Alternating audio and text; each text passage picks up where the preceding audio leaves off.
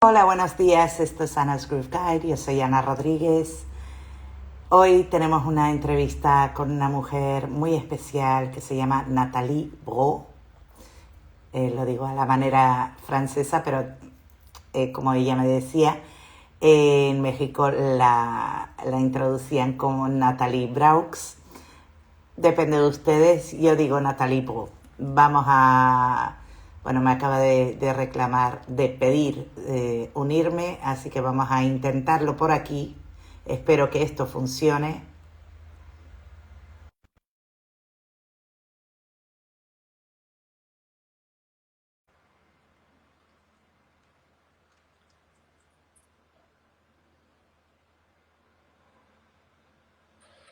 Hola. Funcionó. Buenos días, bonjour. Bonjour, ça va? Ça va, comme ça. Ah bon? Je Quoi? suis très fatiguée, très Ah, fatiguée. beaucoup de travail. Oui, hier j'avais un petit concert Ah, avec mon band. Bueno, vamos a seguir en español en porque si no... español. Y bueno, mi No, francés ha muy bien. desaparecido, la verdad. No, no, está muy bien. Tu francés. Mi francés lo aprendí con 15 años, imagínate, hace mucho, mucho tiempo. Sí, Sí, sí. sí. Oh, muy bien. Yo acabo de regresar de una semana en París que Ah, qué bueno, me encantó. Hacía mucho que no iba a mi ciudad y la verdad me gustó mucho. qué Como, bueno. sí, sí. Bueno, y yo siempre pregunto tres preguntas al principio de todas las entrevistas y la primera es ¿de dónde eres? Y me lo Bueno, acabas de decir. bueno, nací en Estados Unidos. Ah, ok, ok. Nací en Los Ángeles, más o menos, vamos a decir Los Ángeles, y de familia francesa. Mis padres eran franceses y mi papá trabajaba para una compañía francesa en Los Ángeles y entonces yo llegué a Francia a los 5 años. Yo era una gringuita, como dicen en México. Y bueno, crecí en París y ya después, en 98 me fui a México y donde me quedé 20 años. Entonces, allá me decían la franchuta más mexicana, porque sí me gustó mucho el país, la gente, la cultura, la música, el arte visual, el cine mexicano, me encantó. Entonces, bueno, hasta que la vida me llevó a Estados Unidos otra vez y a Madrid en 2020. Ok. ¿En la pandemia o después de la pandemia? Ah, el final, octubre 2020. Ok, Entonces, después. para mí, yo sentía que aquí era ya el final, pero cuando lo digo a la gente me dice que no, porque todavía había el toque, ¿cómo se llama? El toque de... Sí, no, no. A ver, el final no fue hasta yo creo 2022. Ah, bueno, no, no, no, pero O sea, el el final ya de el todas las prefinal, restricciones. el prefinal. Sí, sí, sí, sí. La primera. Bueno, y Natalie, la segunda pregunta que siempre hago a todo el mundo es si vienes de una familia musical. No necesariamente profesional, pero si vienes de una familia donde se respiraba mucha música o algún padre, madre, alguien tocaba un instrumento. Sí. No en la familia paternal, pero en la familia maternal, por ejemplo, la generación de mis abuelos maternos, ellos se saben, era mucho más pues a la época de la música clásica, se sabían todas las áreas de ópera, etcétera. Mi abuelo particularmente iba mucho al teatro donde había, vivían en Bayonne, en Francia, en el suroeste de Francia, y iba mucho al teatro. Y mi mamá se sabía también muchísimas áreas de ópera y tocaba. Era un poco obligatorio en mi familia aprender a tocar el piano. Entonces ella tocó piano, mi tío, mi tía también. Mi mamá tocaba bastante bien Y cuando estaba embarazada conmigo, había puesto otra vez a estudiar piano. Entonces, supongo que estudié música todo el tiempo desde el vientre. Y mi hermano también aprendió a tocar piano, bueno, yo también, y era un poco pues la primera formación, ¿no? Y se escuchaba mucha música en casa, pero música clásica, muy, nada de rock, nada de pop, un poco de canción francesa, pero lo que era lo que se valoraba, vamos a decir, era una familia un poco conservadora, entonces lo que se valoraba era la música clásica, ¿no? Y como digo, un poco, pues, Piaf, Montand, los grandes cantantes de los años 50, 60, 70. Bueno. Y mi mamá con algunas sorpresas le gustaba Alain Souchon o cantantes de la época. Pero fui como educada más bien en música clásica. Lo que pasa es que como yo había eh, visto la televisión de niña en Estados Unidos, pues el jazz está en todo. Bueno, estaba, porque ahora no sé cómo es, pero todos los dibujos animados tenían temas de Félix the Cat, todo esto, Tom and Jerry, todo esto, pues es jazz, ¿no? Entonces, yo era la única que tenía esta necesidad de escuchar jazz y bueno, lo pude hacer cuando ya escuché lo que quería yo, ¿no? Entonces, y yo escuché poco, la verdad, de rock y escuché algo de pop o pop rock, no sé, los Pink Floyds y eh, Emerson, Lake and Palmer, etcétera. Bueno, Sí. cosas donde había piano que me gustaba más, etcétera. Porque a la época no tocaba clarinete o saxofón todavía, yo tocaba piano. Vale, eso, mi tercera pregunta era cómo, por qué y cuándo empiezas tú con bueno, el clarinete y saxo, porque eres dual. Sí. Bueno, eres de tres, porque ahora me estás diciendo que empezaste con el piano. O sea, tu primer instrumento realmente fue el piano y después te fuiste al clarinete o al saxo. Cuéntame ahora, o a las dos, no lo sé. ¿Y por qué? ¿Y cómo? ¿Y qué es lo que y a qué edad más o menos fue esto? Sí, entonces lo que pasa es que yo pues quería tocar jazz con el piano, pero tenía una y después otra maestra que no me sabían enseñar la armonía, yo quería a ver cómo funciona esto, etcétera. Y no me decían y no sabían, es que sabían únicamente a lo mejor explicarlo de manera muy clásica y yo decía, es que quiero tocar jazz, entonces toqué unas cosas de Debussy o Children's Corner, cosas que tenían un toque, es lo que podían hacer, vamos. Entonces ya como que me enfadé un poco con todo, con el instrumento y más tarde dije, bueno, pues yo necesito un instrumento que pueda transportar. Ya estaba escuchando pues jazz de New Orleans, Duke Ellington, Boogie Woogie, cosas de Memphis Slim y gente así. Y yo dije, bueno, yo quiero tocar jazz, ya. Quiero algo donde la respiración tiene como que quería cantar, pero me daba un miedo espantoso. Entonces dije, ¿no? Además ahora no soy tan tímida, pero era tímida así de enferma, enferma de timidez. Eh, entonces fue un proceso un poquito largo y bueno, finalmente me decidí por el clarinete y me considero más clarinetista que saxofonista. Es que realmente es el instrumento con cual empecé con esto, con esta transición, vamos.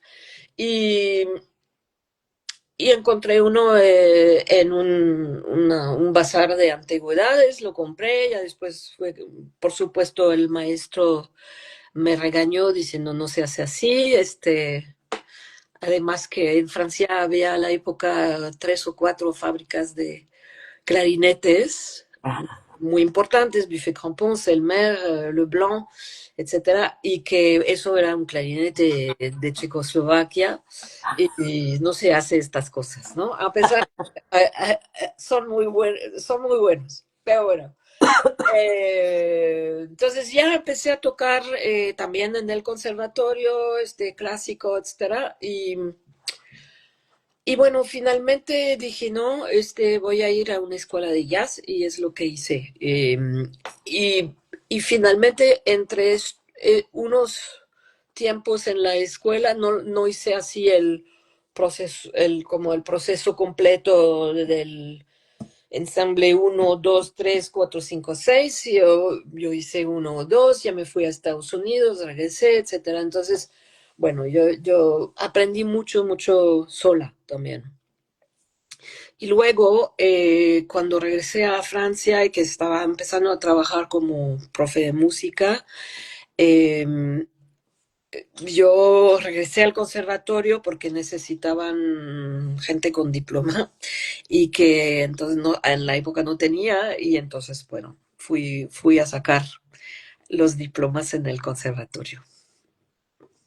O sea que hiciste clásico, Eh, hiciste la formación clásica en el conservatorio para sacarte el papel de...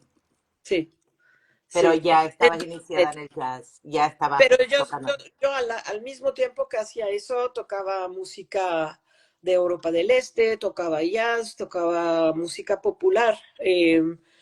Y de hecho con el maestro, el primer maestro, vamos, yo le dije, pues no quiero tocar piezas realmente, yo quiero ejercicios, yo quiero mejorar mi técnica y ya después, más, más tiempo, ya saqué los diplomas y ahora sí que tuve que hacer todo lo que era necesario, ¿no? De clarinete, en este Clarinete, caso de clarinete. El clarinete. conservatorio lo hiciste sobre el Y clarinete. de hecho a la época no tocaba el saxofón.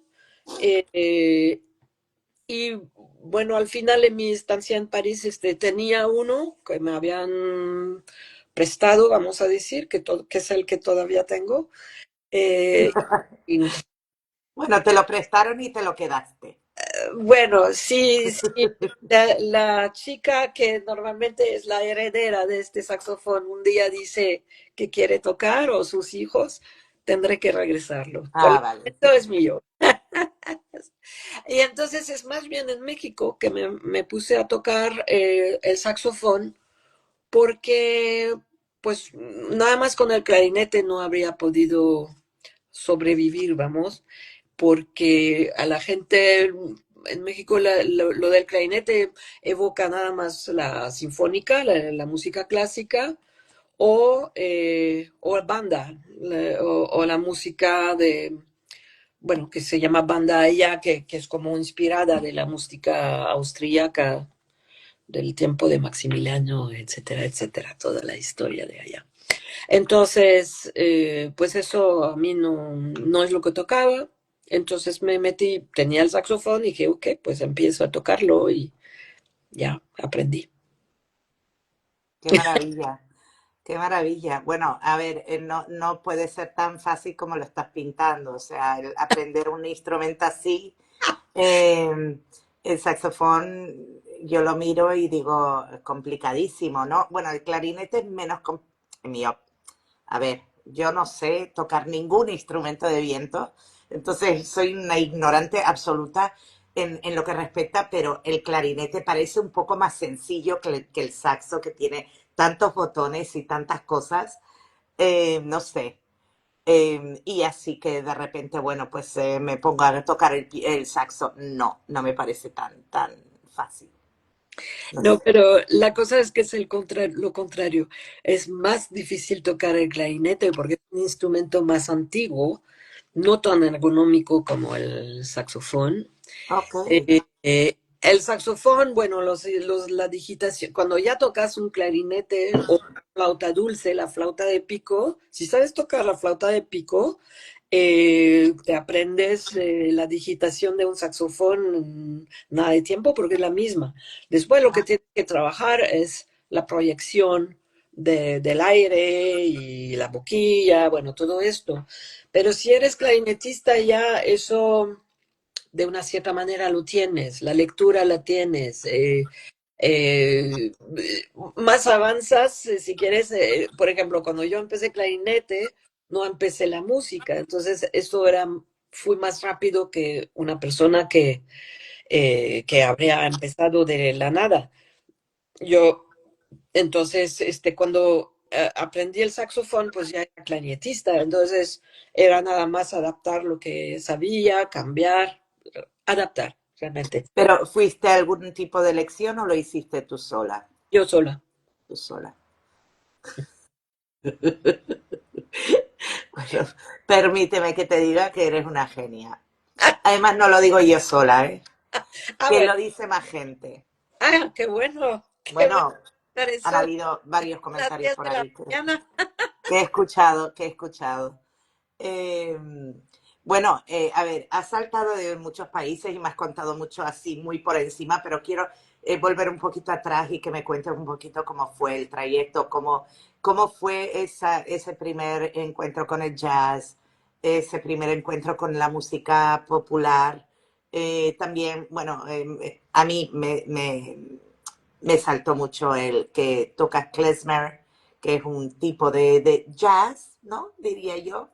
Es un jazz, pero no sé si decir divertido, no sé.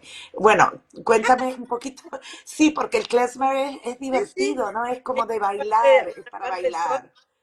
Bueno, divertidos. el jazz inicialmente también se bailaba, o sea, bueno, y se sigue bailando, pero hoy en día depende de qué tipo de jazz. Y bueno, el jazz es que es tan amplio, eh, es una cosa que no se puede definir en una palabra. No, Bueno, no. la música. Pero cuéntame un poquito cómo fue pasar de clásico al jazz, que yo sé que tú querías hacer. ¿Cómo fue esa iniciación ahí? Bueno, en la época en París había dos escuelas, estoy hablando de 82. Había dos escuelas principales para estudiar jazz en París. Una era el CIM, que era donde aprendías como realmente el jazz clásico, tocar, bueno, supongo aprender los estilos de manera clásica. Y la otra era IACP, que en realidad era Institute of Art, Culture and Perception, que había sido una escuela creada por Alan Silva, que era contrabajista de Cecil Taylor por mucho tiempo en New York. Y él quiso hacer una escuela de jazz contemporáneo, mucho más orientado a la música modal. De hecho, pasaba en los salones de ensambles y decía, no chords, no chords, no chords. Entonces, bueno, todavía cuando empiezas, bueno, ¿qué quiere decir que no, que nada de acordes? Entonces, ¿qué hago? Etcétera. Y en realidad salías de allá sin saber realmente tocar jazz, pero sí te sabías cómo ya estudiarlo, sabías cómo hacer, escribir, como que era una escuela donde te apropiabas tu propia enseñanza. Si no sabías hacer algo, escríbete tu ejercicio. No, no cuentes que siempre era como si estás en una isla por allá perdida de un naufragio, ¿qué vas a hacer? Ah, pues no habrá método. Entonces, no sé tocar esto, bueno, ¿qué me escribo? Y transportar y transportar y transportar. Entonces, a la época no teníamos ni iReal ni nada, entonces ni cosas de computadora para tener tu partitura en do y te la pasas en re o No teníamos nada. no teníamos nada, entonces todo era a mano. Entonces, todo eso hacía que te la pasabas escribiendo, etcétera, y la cosa de esta escuela es que también había una, un ambiente que era extraordinario de creación. Era una escuela para crear. Y eso a mí me gustó muchísimo porque en realidad, como trabajábamos mucho la improvisación, pero también la improvisación desde nada, desde el sonido, desde el silencio, vamos. Había horas, lo de Perception era una clase en particular donde se trabajaba la escucha en condiciones muy específicas, con una sala con puras, yo digo bocinas, altavoces, Ujú. todo alrededor y trabajabas con una persona que te guiaba la escucha, una escucha emocional, una escucha analítica, todo tipo de escucha, ¿no? Entonces eso te hacía como muy alerta a cómo está hecha la música. No era solamente, pues aprendo un blues o yo me aprendo un song, una pieza de 32 compases y ya. No, era trabajar una pieza de Monk y transportarla en no sé cuántos tonos y hacer arreglos raros. Lo que te hacía, te desbloqueaba un poco. A veces se hacían cosas muy sistemáticas y, bueno, que bellas a lo mejor no eran, pero era como un proceso de aprendizaje que era muy interesante. Entonces salías de allá y todo el mundo componía, para bien o para mal, pero todo el mundo componía. Todo el mundo había adquirido la libertad y la confianza que podías escribir música, escribir un tema, escribir estructuras de improvisación, y también se trabajaba mucho a partir de lo visual, porque Alan Silva, aparte de ser contrabajista, era pintor. Entonces todo el tiempo nos hablaba de la pintura, de Kandinsky, de los colores, de lo que había hecho Kandinsky entre colores y bueno, todos estos análisis de color con frecuencias y los instrumentos que se podían asociar con tal color. Entonces, pues podías también ver una pintura y dices, ¿qué pieza es esta? Y escribir una música sobre una pintura. Entonces, era una escuela que te abría la mente, ¿no? Que salías como jazzista de allá, no, eso no. Pero era muy, muy interesante al nivel, perdón, es que tengo el Sí, francés ahora metido, al nivel creativo, ¿no? Muy interesante. vale, y de Ah, ahí, bueno, perdón, perdón. Sí. no, y a la vez, pues allá conocí diversas personas, empecé a tocar con diversos grupos. Y una persona que conocí era Michelle Veoni, que es una increíble violinista.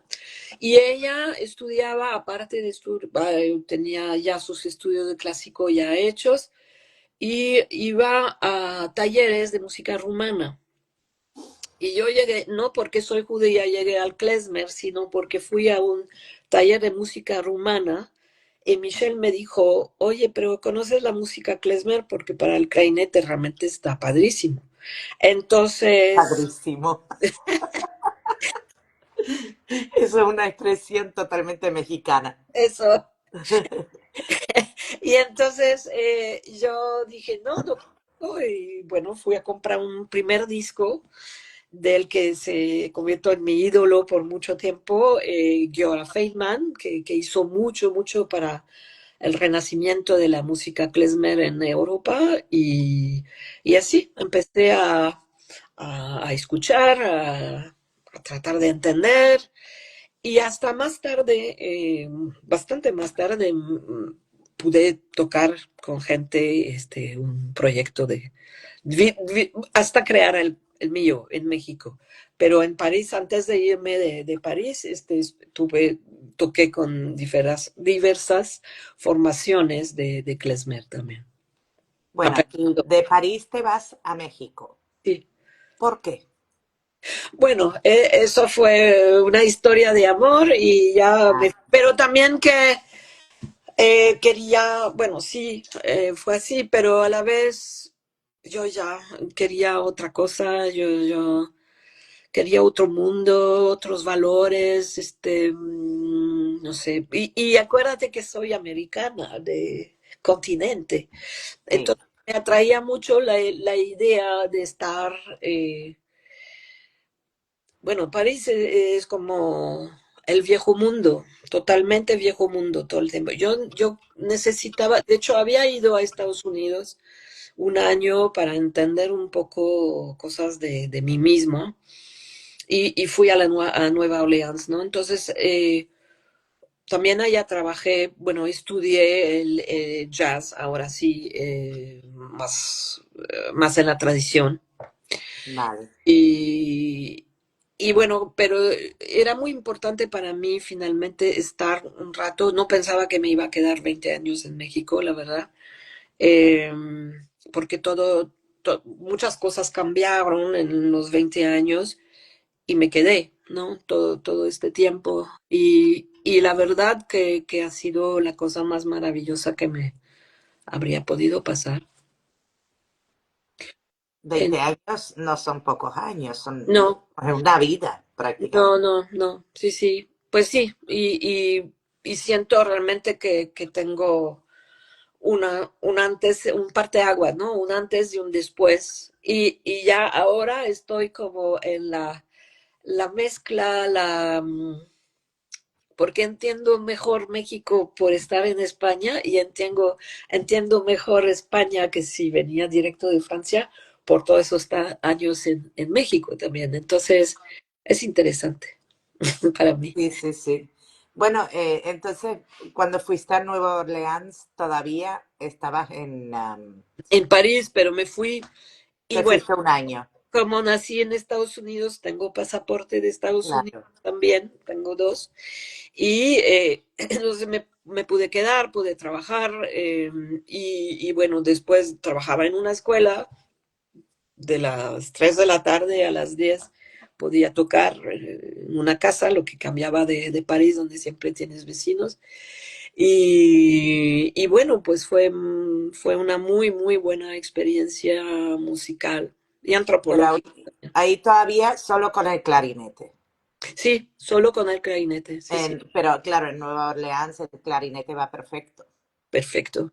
Sí, Sí, y yo venía con todas mis ideas del free jazz, de la música improvisada y todo, y yo quería encontrar un profesor, porque había pues grandes clarinetistas, obviamente, y también por ejemplo, había Alvin Batiste, que es un clarinetista ya que falleció, pero que hacía música bastante contemporánea con el clarinete, pero pues no conseguí tomar clases con él.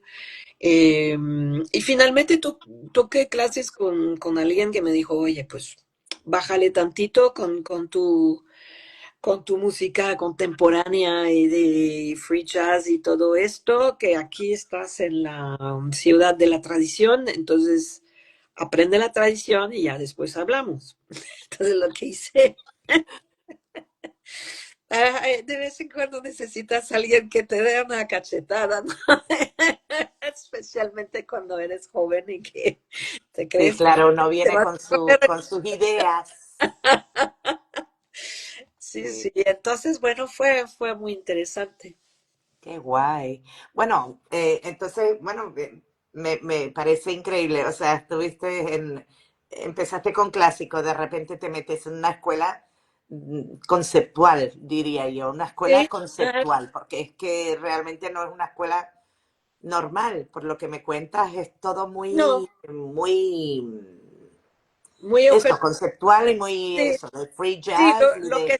de escuchar y de arte y de visual ujú, y de repente te metes en New Orleans, que es la cuna ujú, del jazz. ujú, El otro día estuve hablando con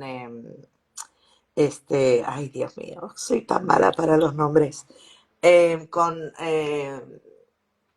Ray Colón, trompetista. Y él me dijo, es que la palabra jazz no me gusta. Y yo le entiendo un poquito lo que quería decir, porque claro, jazz es un concepto tan, que puede decir tantas cosas, ¿no? Pero bueno, si vamos a hablar de la tradición, New Orleans es la tradición. Sí, Entonces, bueno, a mí me parece fantástico que hayas pasado por ahí porque realmente te trajo al sitio sí, donde todo empezó, entre comillas, sí, sí, sí, sí. y bueno, y pudiste aprender pues una cosa más clásica, que todo es bueno, al final todo Sí, aprendizaje, pienso que todo es sí, bueno. sí, sí, Y sí. bueno, todo al final ha hecho que seas la clarinetista y luego saxofonista que eres hoy. Entonces, bueno, el músico que eres hoy. Entonces, nada, volviste de Estados Unidos, volviste a París A y París, después te fuiste a México. como yo regresé a París en 86, más o menos, ya empecé a tocar con una banda Ah, que hacía cosas así bastante interesante, mucha composición, y mucho, era un grupo de 5 mujeres y lo considerábamos un poco como un taller, como un lugar donde nos podíamos equivocar, donde podíamos probar, donde podíamos sin crítica, sin competencia, pero un lugar privilegiado, ¿no? Entonces de allá aprendí más a tocar y a escribir música también. Ya empecé a escribir música para teatro también. Y ya empecé a tocar el klezmer y en 98 me voy a México. Y allá, pues finalmente hubo un tiempo que de llegada, vamos, que no he tocado mucho, un poco, y conocí unos músicos, etcétera. Y ya después dije, bueno, pues ya me meto a fondo. Entre tanto, saqué también la licenciatura de musicología de la Sorbona, porque sabía que me iba a ir a México. Entonces era de las primeras cosas, como ahora es en línea, pues a la época se hacía por correo normal. Entonces ajá. terminé la licenciatura así por correo, vamos, y fui a París a sacar los exámenes y etcétera. Entonces también para continuar con esta idea de los diplomas y etcétera.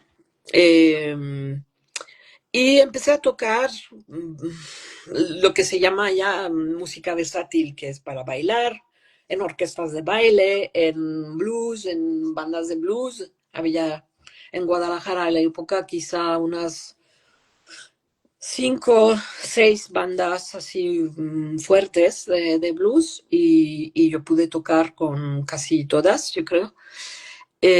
Maravilloso cuando podías hacer sección también con trombón y trompeta, eso fue maravilloso, a veces en festivales, etcétera, estuvo genial.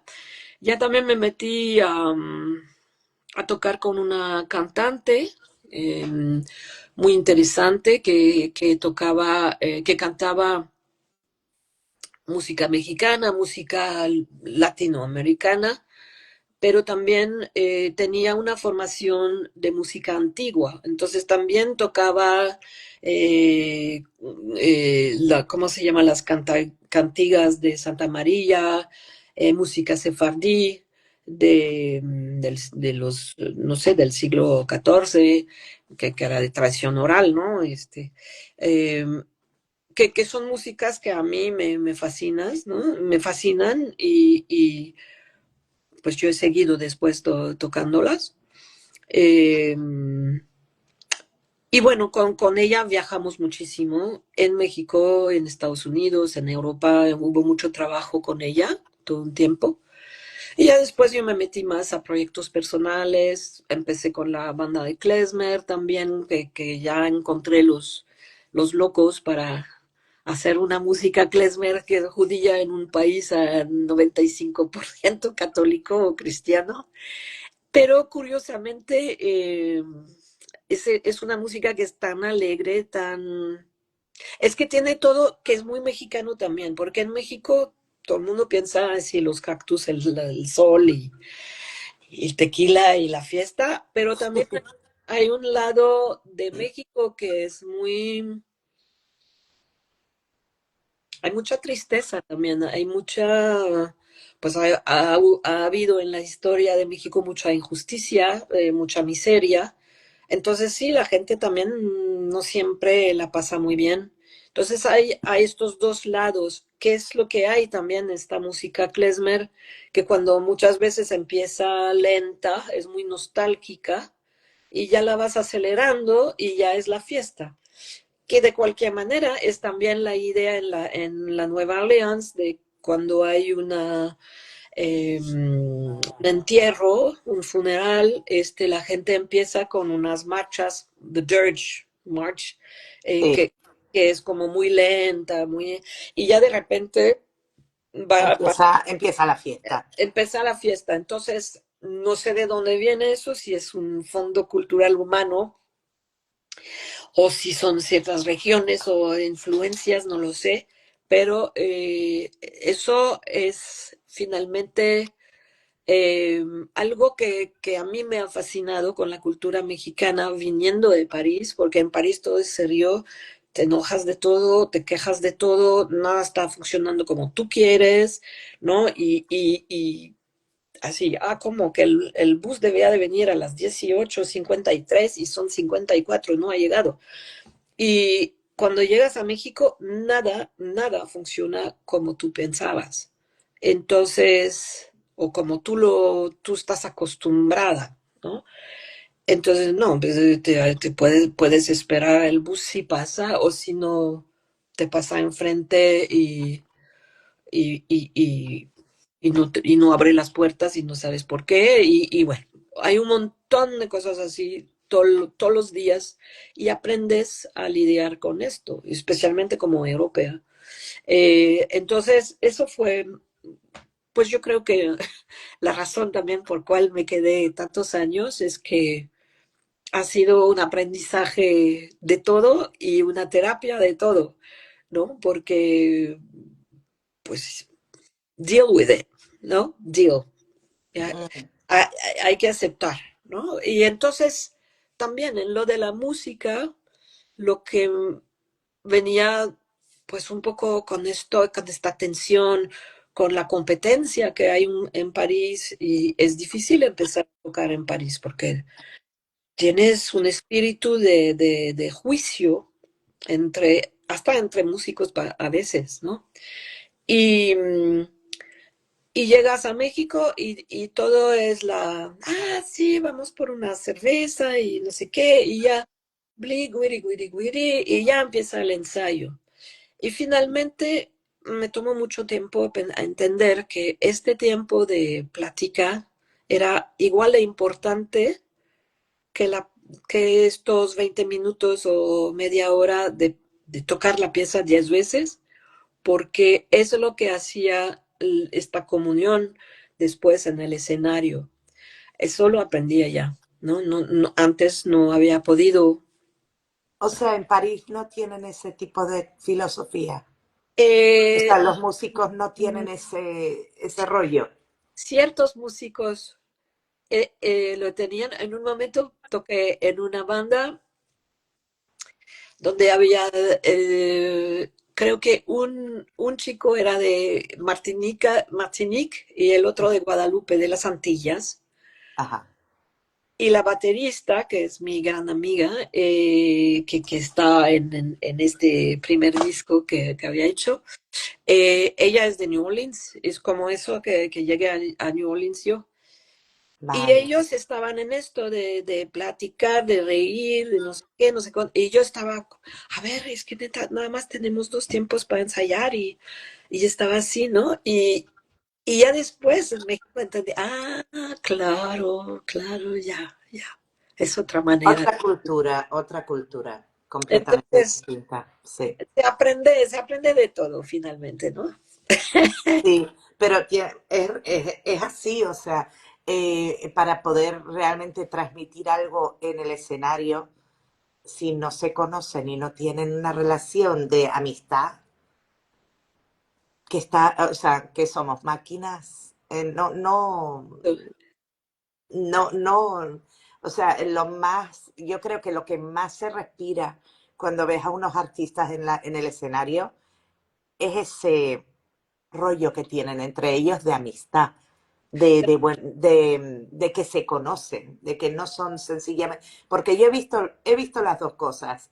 He visto gente que notas que no se conocen Sí, yo acabo, y no ni siquiera se han sentado a tomar un café sí, y acabo están tocando y un es concierto muy así. frío, es muy frío. Entonces, claro que es súper importante ese rollo de comunidad, es súper importante. Es Sí. inconcebible para mí subirme a un escenario con una persona con la que no me he tomado algo antes o con la que no he charlado, con la que no he tenido un momento, aunque no lo conozca, porque me ha pasado, lo he hecho. He tenido conciertos, por ejemplo, el año pasado estuve con Sacri Delfino en el Despertar Sí, sí. y Manda- nunca había tocado con Sacri. Te manda salud Carolina del Despertar. ¡Ay, qué mona! A ver si vuelvo. Quiero volver. No habíamos tocado nunca juntos, pero antes ya había habido, por WhatsApp, Ujú. habíamos charlado, ya había como una buena Bueno, vibra. sí. Sí, Ah, pues y ya no. habíamos charlado, habíamos tenido conversaciones y después tuve la entrevista con él y ya eso también, pero no me había subido. Pero cuando ya me subí al escenario con él era tan natural, Sí, era como que llevábamos, no te digo años, pero tiempo ya, que era una cosa, y yo sentí que fue muy natural todo, pero si no hubiésemos tenido ese tiempo de hablar, de charlar, de claro, reírnos, claro. no hubiese sido mágico, y lo fue. Y lo fue. Y bueno, claro, es que viniendo de una cultura donde es todo muy así, para ti tiene que haberte roto un poco los esquemas, pero mira, ¿Está bien? 20 para bien, para muy bien, para muy bien. Bueno, entonces, 20 años en México, ¿qué te hace volver? Y que, bueno, he perdido un poco la trama. Sí, ¿Volviste a París? Sí, volviste a París, ¿no? ya empecé a tocar jazz, empecé a tocar klezmer, ya me voy a México, toco jazz, toco música popular, tocó como en una banda de serenata porque quería la experiencia de estar con 30 otros músicos y tocar así desde marchas a, bueno, cosas de serenata, ¿no? Con en el kiosco y todo esto, eso me fascinó. Mambos y todo esto. Eh, y bueno, ya después también me metí mucho a componer para gente de teatro. Eso he colaborado mucho. He colaborado también en cosas de multidisciplinario, danza, poesía. De hecho, hoy veo una gran amiga bailarina que es de allá, pero que vino a hacer unos espectáculos en Zaragoza y con ella fue una creación maravillosa con música, de danza contemporánea con un percusionista y yo, y donde creábamos mucho en el momento con estructuras, pero en el momento y ya está, se hizo sobre un lago, etcétera. No, hubo cosas maravillosas porque era sobre la diosa de este lago. Bueno, fue una temporada de mucha creatividad, mucho trabajo, porque también estaba enseñando en escuela de danza para que sepan algo de música. Estuve en una universidad jesuita dándoles clases de música para gente que va a ser programador cultural, para que sepan algo de música. Bueno, también tenían clases de teatro, de esto, del otro, ¿no? Y también trabajé en el Liceo francés, eso fue toda había otra experiencia, porque era más como regresar al formato francés, que me costó un poco. Pero fue maravilloso estar comunicando sobre la música y con la música, con no sé cuántos decenas de niños. Finalmente fue pues muy grato todo esto. Y allá, bueno, empecé a tocar el saxofón, ¿no? Como te dije. Y entonces hay gente, curiosamente, hay gente que allá me conoce como saxofonista porque me ha visto tocar que en bares, clubes, restaurantes, etcétera. Y hay gente que me conoce más porque en un lugar podía tocar más el clarinete, entonces lo tocaba más, porque si no ya no lo tocaba. Y más que todo cuando en 2007 empecé la banda de klezmer. Entonces hay gente que me conocía más por el klezmer, eh, que también ya podíamos tocar en ferias, en celebraciones, el aniversario de Guadalajara, o porque estaba yo en Guadalajara, en México. Entonces, fue como una doble carrera un poco entre lo que era el clarinete y lo que era el sax, ¿no? Y ya, eso fue muy intenso, mucho, mucho, mucho trabajo, pero bien, ¿no? No que estás como, ay, tengo mucho trabajo, no, mucha actividad y estuvo genial, sí. Y Bueno, además, eso es el sueño de cualquier músico, es poder vivir de lo que amas y hacer 20.000 cosas que tienen que ver con tu música. sí, o la música, porque en todavía, yo creo, puedes tocar todos los días. Y hay gente, yo conozco gente que probablemente toca dos o tres bolos, como dicen aquí, al día. Qué maravilla. El desayuno en el hotel Holiday Inn, no sé qué, violín y piano, o no sé qué, sax y piano, o guitarra. Y después, no sé, pues el abuelo tiene cumpleaños, oye, puedes venir a tocar una hora. Y la comunión, las bodas, la presentación del libro, es que no, la gente no vive un evento así sin música Qué maravilla. en vivo. Entonces, bueno, hay bodas que ahora hay muchos DJs, ¿no? Claro, Pero, por ejemplo, durante la cena o algo, o la comida, quieren algo más, entonces vas a tocar un poco de cocktail jazz y para amenizar, como decían, y ya. Pero tienes trabajo. Yo hubo un momento que trabajaba todos los días, todos los días, todos qué los días. bueno. Entonces, eso, pues además que es genial, es tu mejor formación, es tu mejor continuación de formación, ¿no? De que puedes probar cosas, dices, no, pues ayer ya esta frase ya la hice, ve. Estos motivos ya hay que cambiar, ¿no? Porque te escuchas todos los días. Sí, Entonces, es sí, una, sí, sí.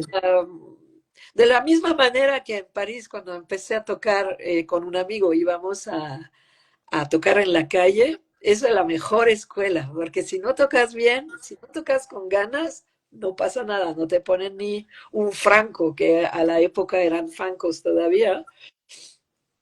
Y bueno, pues todo esto son buenas escuelas, ¿no? Sí, a mí yo canto en hoteles a veces, bueno, canto en hoteles toda la semana, aparte de conciertos, y yo sé que no son los mismos clientes, No. pero aunque yo canto en los hoteles con bases, que ya son las bases y siempre van a ser la misma, Mm, mm, es que no puedo cantar la canción igual porque es que, no sé, tengo que buscar una forma de cambiar un poco, porque si no siento que soy un robot, sí, sí. como que siempre haciendo la misma frase, siempre haciendo la misma. la misma estructura o no sé. Y entonces siempre estoy retándome. Tú imagínate estar desde el año 2015 hasta ahora, 10 años, tocando con las mismas, bueno, siempre busco nuevas bases y Sí, nuevas canciones, pero a lo mejor llevo 10 años cantando la misma canción sí, 3, 4 veces a la semana y tener y decir, no, no lo voy a cantar igual, o sea, siempre claro, voy a cambiar. Es muy difícil, ¿eh? Pero es que si no me muero. Y no claro. es por los clientes, y yo digo, es que me da, me muero si tengo que cantarlo igual. Siempre Sí. intento buscarle algo. No, y además es una regla implícita del jazz que siempre se cambia. Y también esta regla existe en el klezmer, fíjate. No adentro de la misma canción, del mismo tema, normalmente si hay partes que se repiten, debes de darle su variación. Y, y es interesante porque allá la experiencia del jazz sirvió mucho para el klezmer, ¿no? Es que yo creo que el klezmer tiene que ver con, a ver, el klezmer es una música más antigua, pero creo que es una expresión jazzística Es que yo de creo, alguna manera. eh, bueno, para mí cuando la gente me decía, pero ¿por qué tocas klezmer si no eres judía?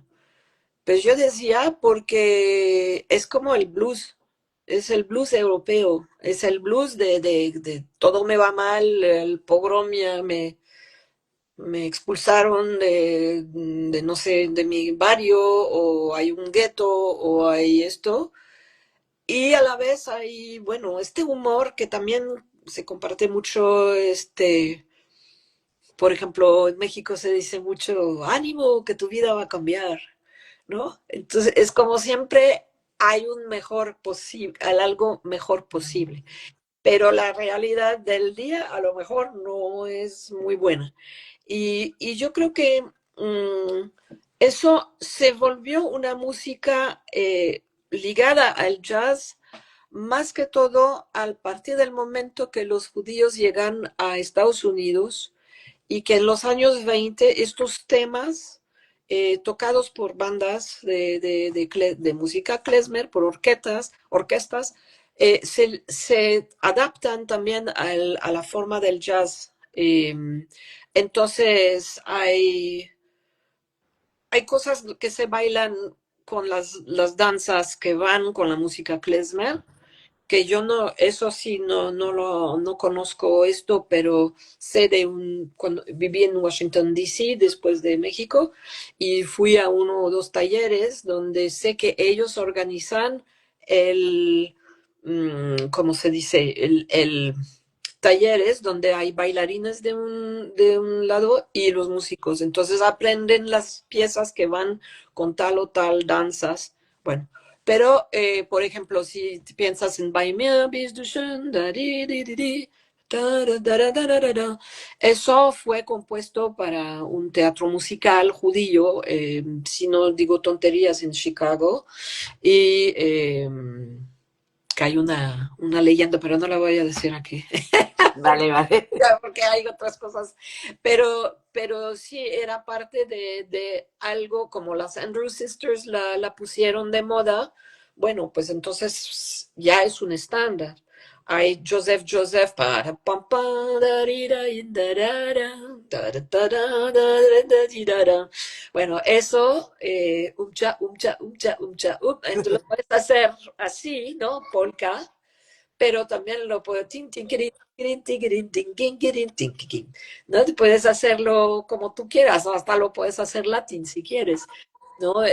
También eso es una particularidad, son piezas que son súper maleables. Es impresionante como las melodías están muy bien hechas y se adaptan a todo. Es impresionante lo que puedes hacer. De hecho, nosotros en México fusionábamos mucho, hasta pusimos chacarera argentina, el segundo baterista es argentino, le pusimos chacarera, le pusimos ¿cómo se dice? Cumbia, etcétera, porque se presta a todo esto, ¿no? Era un klezmer tropical, le decíamos. Qué guay, qué bueno. Bueno, ay, Dios mío, mira, estamos ya casi en la hora. Sí. Quiero que me cuentes un poquito de todo lo que ha pasado desde entonces hasta ahora que nos... Bueno, Muy breve, de allá me fui a Washington, D.C., donde allá toqué principalmente Gypsy Jazz. De eso aprendí porque nunca lo había tocado, el estilo Django, etcétera. Con unos músicos que hacen eso allá. Hay una boga de moda de esto, de hecho aquí también, pero en Washington era donde lo descubrí que había tanto. Y ya después, cuando vine aquí, pues empecé a tocar ahora sí como mis composiciones o jazz, más bien entre swing y porque me encanta, por ejemplo, con Raquel Vega toco mucho, he tocado Cole Porter y también música brasileña. Y hay pues una comunidad aquí que es muy importante en el jazz y también a veces voy a la sierra donde hay otro grupo de músicos que tocan muy, muy bien. Y bueno, pues estoy en esto tratando de hacer mi lugarcito aquí. pero ¿por qué España? ¿Por qué Madrid?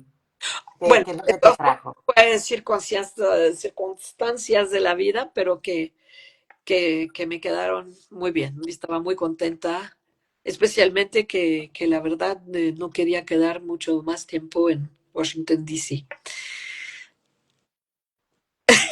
Bueno, pues llevas Especialmente, casi 5 años en Madrid, ¿no? sí, sí, sí, Y sí. por lo que se ve, te va muy bien, así que Bueno, muchas enhorabuena gracias.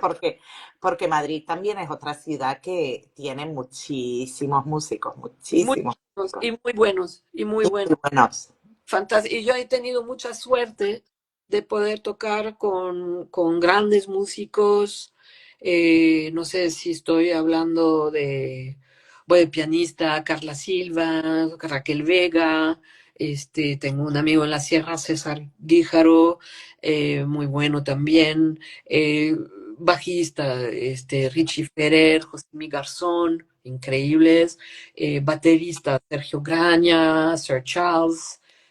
Bueno, el Carlos González, pero que todo el mundo llama, dice Sir Charles, y probablemente que olvidó un guitarrista con quien tocó que es venezolano, Pedro Barbosa, y otros, pero he tocado con Eduardo Sánchez, que toca la guitarra de 8 cuerdas,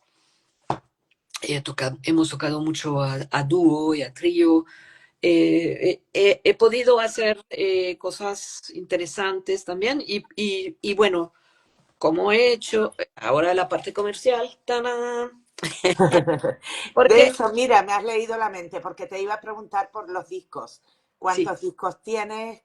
bueno, ¿Qué es el último proyecto que has hecho? Que ok, imagino que es este. esto es un disco que hice en 2006, Analogies. eso lo hice en México y, eh, y es un disco que hice en el bajo. Ahorita se me va su nombre, Marc Anderud, que yo creo que vive en Barcelona ahora, que es pianista, Agustín Bernal en el bajo, y en la batería, que ella estaba en la Nueva Orleans, y le dije, si estás por acá, vente porque voy a grabar, y entonces grabamos con la baterista Aldrich Hansberry, y eso es un disco donde son mis composiciones y una o dos improvisaciones totales. Y finalmente, después de todo un tiempo, Wanderings, y le puse este nombre y estos colores. Estos colores porque estos son para mí el color de la tierra en Dolores Hidalgo, México. Esto por la violencia de México ahora. Y también se me hace colores muy españolas, ¿no? Entonces yo dije, ok, eso va con quién soy yo, mis viajes, mis estancias. Wanderings, ¿cómo se diría en español? Caminos, Paseos. sí, paseos. Paseos, hay Sí, una andanzas, sí, andanzas, andanzas, sí. andanzas y son composiciones mías, menos una de Jobim, que es Favela, que me encanta esta pieza, y una Es de un amigo mexicano que se llama Daniel López, que es guitarrista, que es un blues, pero en waltz, waltz, en vals, vals. un vals jazz. Y bueno, se grabó en tres sesiones diferentes, dos en Madrid y una en Guadalajara. En Entonces, México, en México. Guadalajara, México. Guadalajara, perdón, Guadalajara, México. Entonces, dos piezas son en el trío que tenía en momento con Eduardo Sánchez en la guitarra de ocho cuerdas, con el baterista Giancarlo Espíritu. Y ya después grabé con Raquel Vega en el piano, Sir Charles en la batería y José Mi Garzón. Entonces, esas son otras tres piezas, composiciones. Y en México grabé otras tres piezas. Bueno, grabé más, pero en el disco puse nada más tres. Y eso es la producción que he presentado recientemente en Madrid y falta presentarle en más lugares. Y En bueno, Canarias, por ejemplo, en Tenerife. me encantaría, que no conozco y me muero por ir. Entonces, ya, y que voy a tocar, no sé si voy a tocar el domingo en el Café El Despertar, precisamente. Ajá. Mándale recuerdos a Carolina de mi parte. Muchos besos. ¿No? Y voy a hacer, porque también una cosa que hice, porque soy loca, hice un libro, escribí un libro Ah, qué bueno. que Los se llama... delirios del jazz en Jalisco. Bueno, Sí. yo lo estoy leyendo aquí, que sepas que lo veo al revés, Ah, pero los se ve, desafíos del... entonces, no sé, de sí, Nairobi. los delirios del jazz de Jalisco. No, los desafíos. Ah, bueno, ves, es que no sé, Sí, los desafíos del jazz, desafíos. porque me di cuenta que todos los grandes maestros del jazz de Guadalajara a Jalisco estaban un poco olvidados por las instituciones y por la nueva generación, que siempre piensan un poco que es la generación espontánea, ¿no? Entonces, y cuando vi unas situaciones dije, no es posible, un día tendré que hacer un artículo, hacer algo, y pedí una beca y por suerte la obtuve y se hizo un documental por un compañero que se llama Jorge Vidot, y entonces y yo hice el libro. Y bueno, ese libro lo voy a presentar también el domingo en el Despertar. Qué bonito. Los que están interesados en... Porque finalmente yo creo que las historias del jazz son muy parecidas donde estemos, con que dependemos muchísimo de lo que las instituciones piensan válido o no válido, qué música se debe, cuál es el público, el gran público, etcétera, etcétera, ¿no? Entonces, pues para mí fue un trabajo muy largo, y además que está escrito en español, que pues no es mi idioma, entonces con muchos apoyos, bueno, especialmente de una gran amiga que se llama Elena Méndez, que es bilingüe con francés y trabajamos mucho y juntos. Y ya, Wow, eso es pues no es es lo que poco. soy. Escritora, clarinetista, saxofonista, pianista, Mm. que Ah, aunque tienes... acordeonista, mala, porque en el klezmer dije en un momento, pues voy a apoyar con el acordeón para el solo de guitarra, ¿no? Entonces, soy acordeonista mala.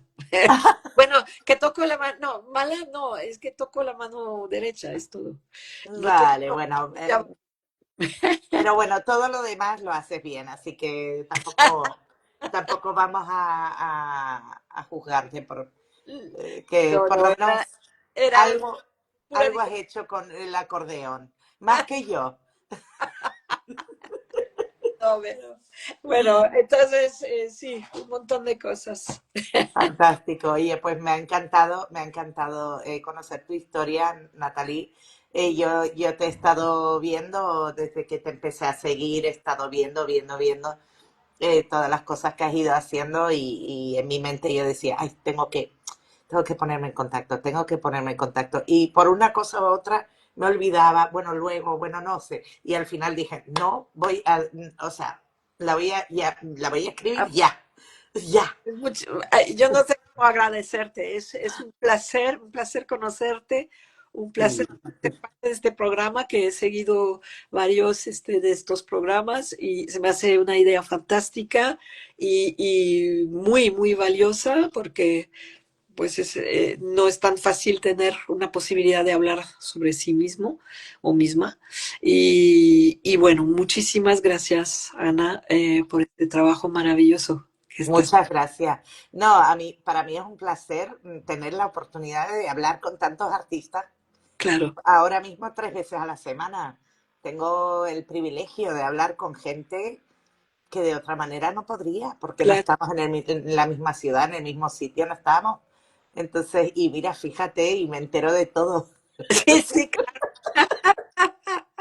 Me cuentan su vida. Bueno, es un privilegio. No, y después el compartirlo, ¿no? Para mí es muy importante que se conozcan a los músicos.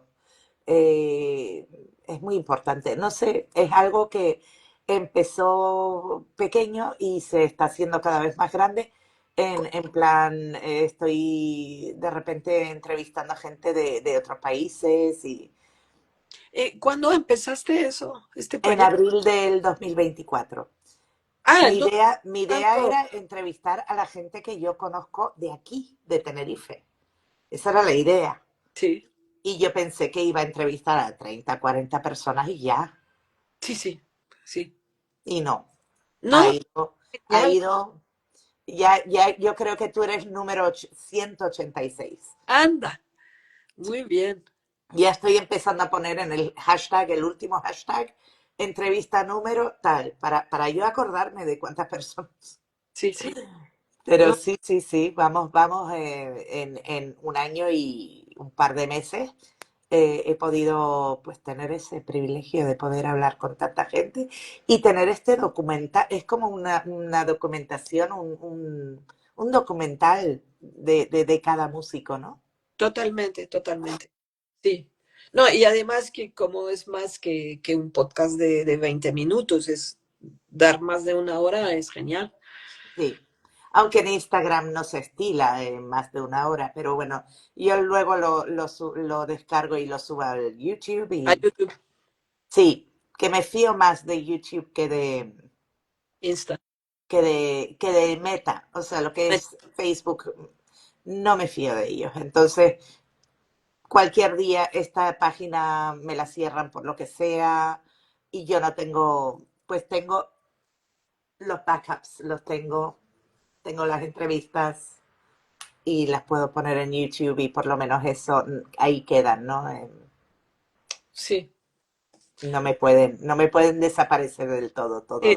No, no. Y ya ahora más que todo, más que en otro momento de la vida, hay que guardar absolutamente todo, porque la historia se está, es un Repitiendo, poco, es fuerte ahora lo que está pasando y desaparecen muchas cosas de no solamente gente, pero también sus historias. Entonces, sí. Pues mira, aquí tenemos la tuya. Natalie, muchísimas gracias. muchas Disfruta gracias. muchísimo el domingo. Enhorabuena por tu libro. Gracias. Enhorabuena por tu nuevo disco. Gracias. Y espero de verdad verte aquí en Tenerife, en las islas, muy pronto. Se va a organizar, se va a organizar. Tienes Ya, que hacerlo. sí, Tienes que hacerlo porque aquí es otro ambiente. El público es muy agradecido aquí. sí, imagino. Especialmente a gente que viene de fuera, como siempre, tú sabes. Sí, sí, ya. Aunque te puedo decir que anoche tuve un concierto precioso ¿Sí? y la gente fue súper, bueno, muy bonito. ¿Dónde, Muy bonito. dónde fue? ¿Dónde está? Es un ciclo de música que se llama Lavaderos Music. Se hace que es ahora un espacio cultural y es un espacio protegido, ¿no? Antes, en los años, no sé, bueno, hace muchos años, era un sitio donde iban las mujeres a lavar. Un lavadero. No, sí, habían varios lavaderos y es Ujú. un espacio que tiene como una terraza. Y supongo que ahí es donde colgaban, bueno, sí, ahí es donde colgaban la ropa, lavaban dentro y después iban fuera y tendían y entonces se llama eso, los lavaderos. Genial. Y llevan 10 años haciendo en verano, todas las semanas, todos los jueves, un concierto y es obviamente un aforo bastante limitado, pero ya una hora antes había una cola que llegaba hasta o sea, daba la vuelta. Wow. Sí, sí, sí, es un ciclo de música que funciona muy bien y que de repente pues la gente viene que no saben o sea, saben lo que va a haber, pero no conocen. Y de Ujú. repente pues descubren nuevos artistas de esa forma y la gente muy agradecida, muy bonito fue, la verdad. Qué Estoy muy bien, contenta, qué sí, bien, qué bien. de verdad que sí. Hay mucho, es una maravilla cuando recuperan espacios para crear algo nuevo con ellos. Eh, Sí, Ahora que fui a París me doy cuenta que están haciendo mucho, mucho esto con como estaciones de tren, que era lo que llamaba la pequeña cintura, ¿no? La petite ceinture.